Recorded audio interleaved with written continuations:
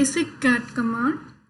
It is used to display the contents of a small file on the terminal.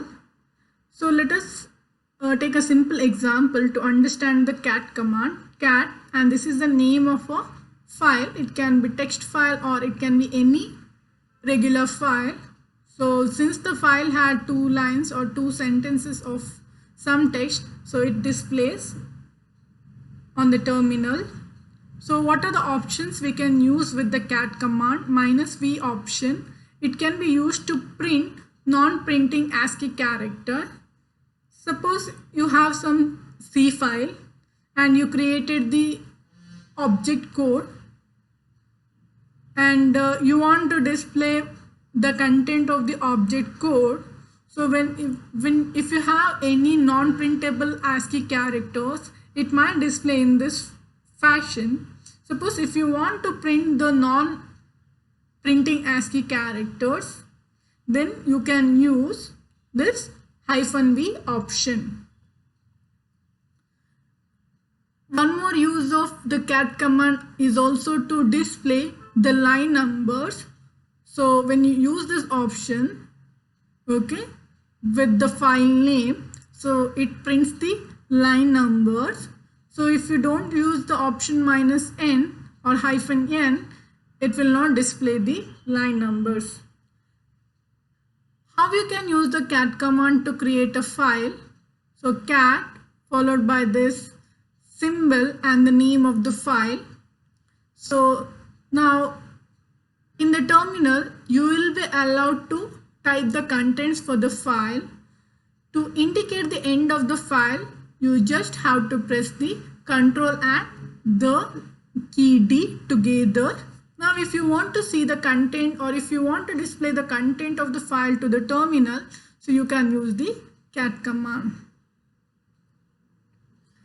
Next, a basic command is the cp command, also known as copy command. It can be used to copy a file or group of files. So let us look at the first example. So we are copying, the source is chapter 4 text file. We want to copy the content of this file to the chapter 5 text file. We call it as a destination file. This destination file may be existing or may not be existing. If this name is not existing, then a file with this name will be created and the content of this file will be copied to chapter 5 txt file. Now you want to copy this file to a directory. Okay, now because there was missing, because this file was not existing, so you got an error. So here we have the correct output. So you want to copy the content of this file to a new file, but within this directory, then you have to specify the path. Now under demo 1, this file, if it is not existing, it is going to be created and it will have the content same as chapter 4.txt. So to just check that, you can use this -r option, that is a recursive listing. So you can see a new file.txt has been created after this copy operation. Now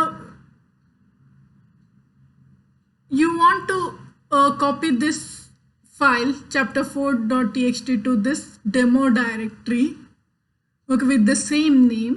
Then you can type your command as cp chapter 4.txt and the name of the directory. Now if you check the directory, you can see that there is a file, new file there is a file called chap4.txt. Earlier it was not there, you can see here, whereas now this chapter 4 one more copy is copied to the demo 1 directory. You want to copy multiple files, then the command would be, you want to copy chapter 4 and chapter 5 to a demo 1 directory, then you can mention multiple files over here. So when you do the recursive listing under demo 1, you can see chapter 4, if it is if that name is there, means the content will be replaced with the new contents, otherwise a new file will be created. Next, chapter 5, which was not existing before, now a copy of that is created. Now, interactive copying command.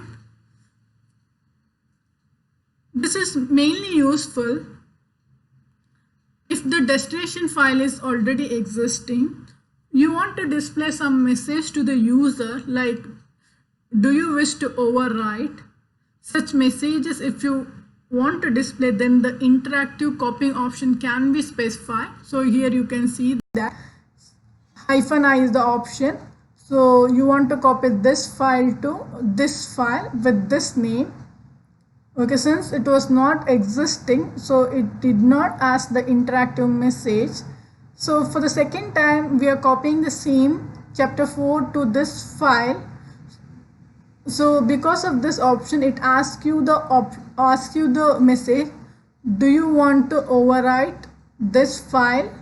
So if you want, you can specify by pressing the key Y. Then the copying performs.